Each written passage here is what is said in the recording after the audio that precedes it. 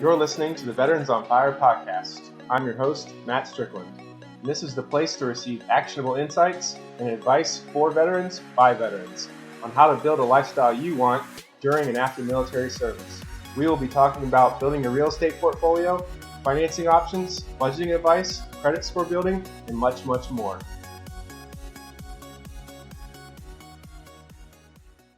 Half a day, and welcome to another episode of the Veterans on Fire podcast. So this is part 2 of the VA Home Loan series. If you haven't listened to part 1, check us out, veteransonfirepodcast.com. We are now up and running on Apple, Google, Spotify, and Amazon Music. So whatever app you use, we are here for you.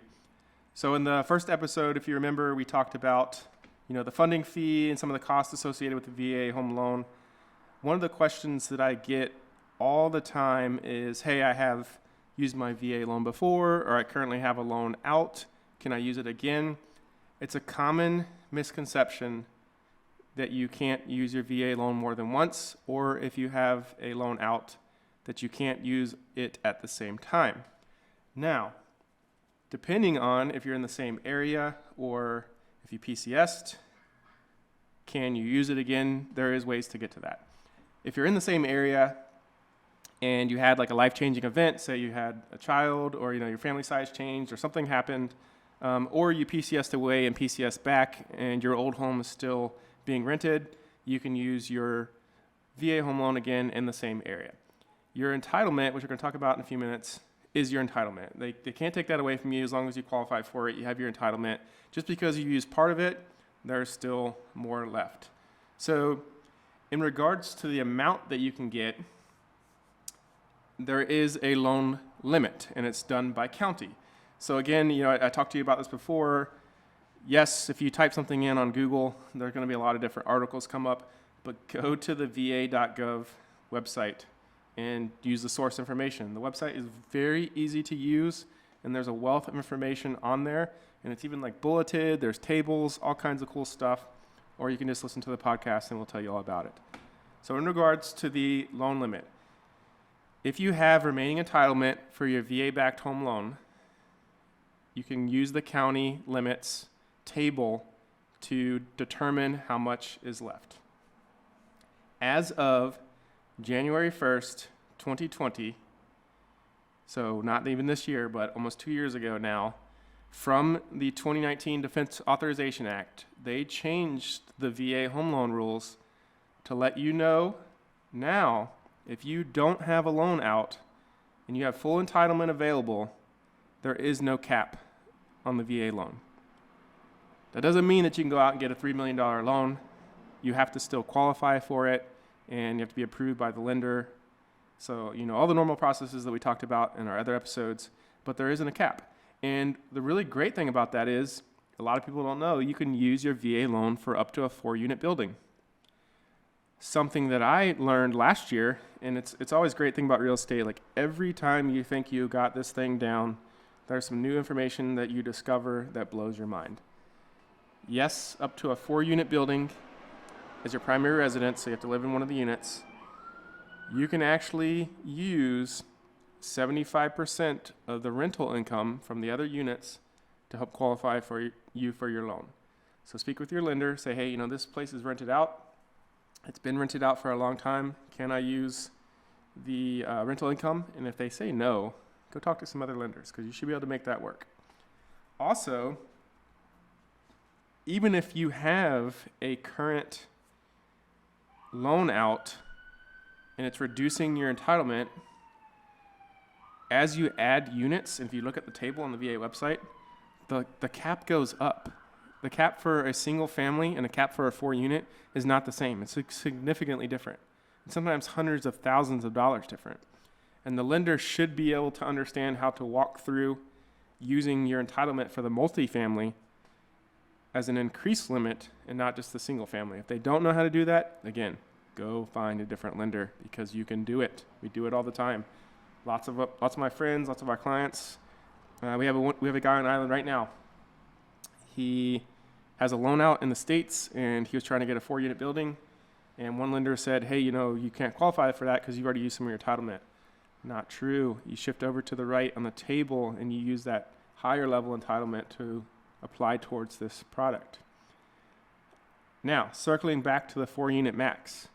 In the VA guidelines, if multiple members with entitlement pair their entitlements towards the purchase of the property, you can add additional units on.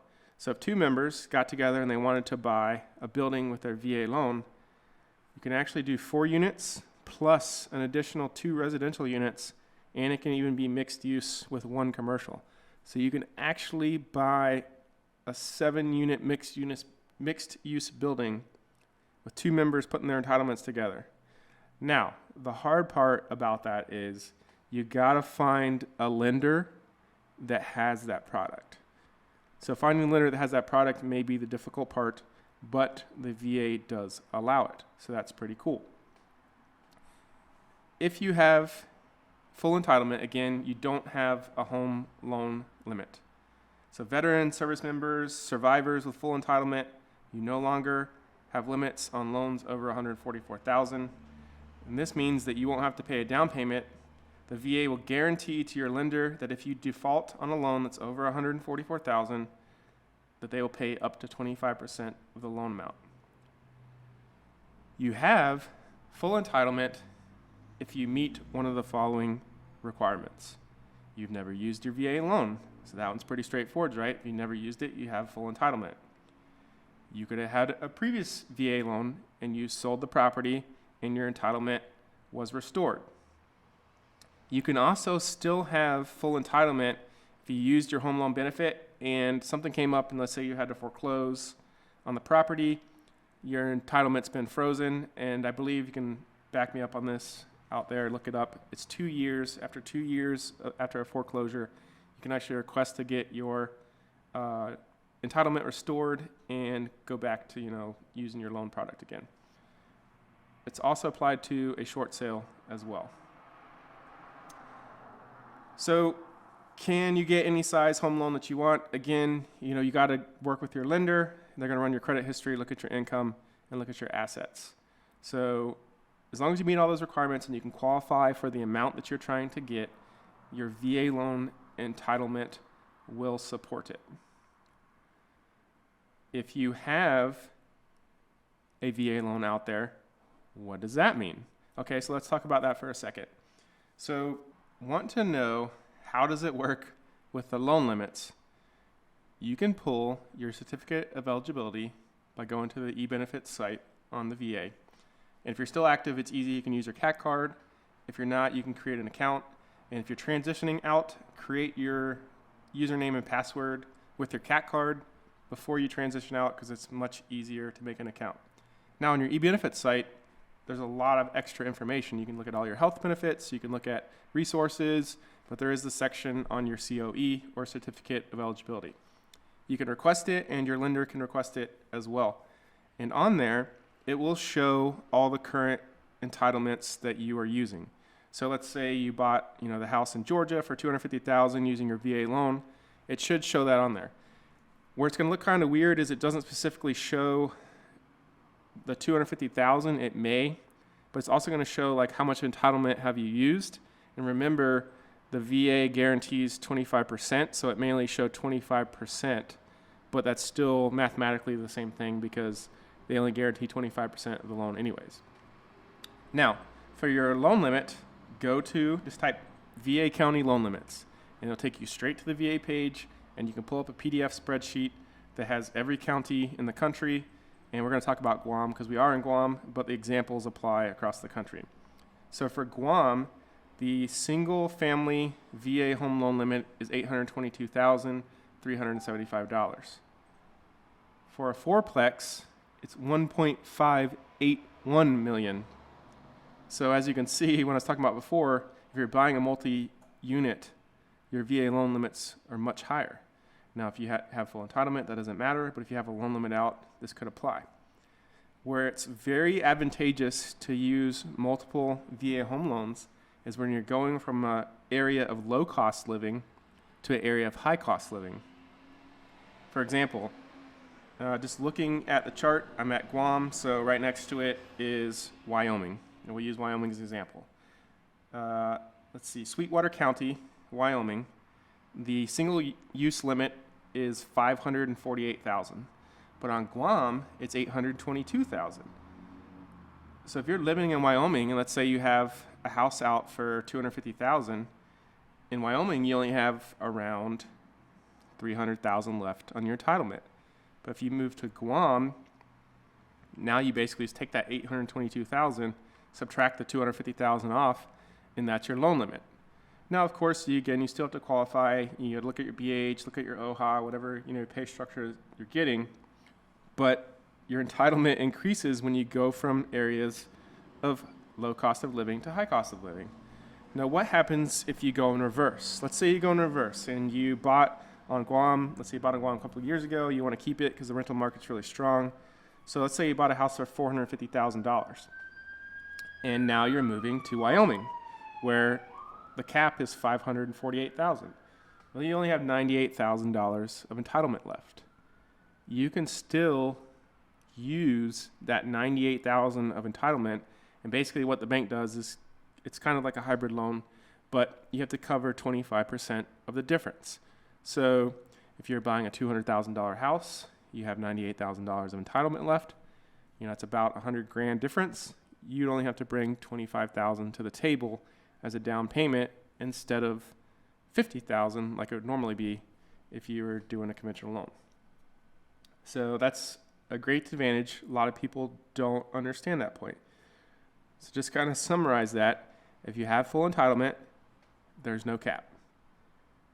There's different limits between a single family and a 4-unit. They slide. There's a sliding scale. Just go straight to the VA county loan limits, search it on Google, go to the site, pull up the spreadsheet, look at your caps.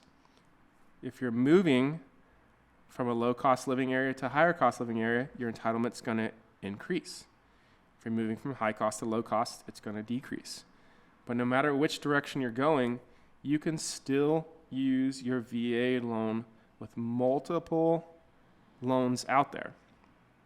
And the other cool thing from a strategy standpoint is, let's say you bought a couple years ago, and we all know the market's like going up pretty fast. You have your VA loan out there. You could refinance that VA loan on one of your lower ones to a conventional, and maybe just because the market went up, you have equity in the property. So you can refinance it to a 20% down conventional loan, and now you freed up that VA entitlement. Now you have full cap, and now you can go buy whatever you want at your next duty station. And you still have that property. You still have the equity in it. You're good to go. So that's more of an investing strategy side, but you can use this product over and over and over, and you can use it multiple times at the same time. There's many ways to do it in the same area. You just have to meet the requirements. There's many ways to do it if you move back or move away and move back. And yeah, I mean, it's a great tool to use with little to no money out of pocket. So that's what I wanted to cover today. Again, this is part 2. So we talked about the home loan limits, how to use it. And then if you don't remember how the funding fee plays into all that, go back to part 1, check it out. Appreciate you guys stopping by. Don't forget to subscribe to us. We're on Apple, Google, Amazon, and Spotify now. And if you're following us on our YouTube channel, smash that subscribe button, hit that bell, click all so you're always notified of everything we got going. Thanks for stopping by, and we'll see you guys next time.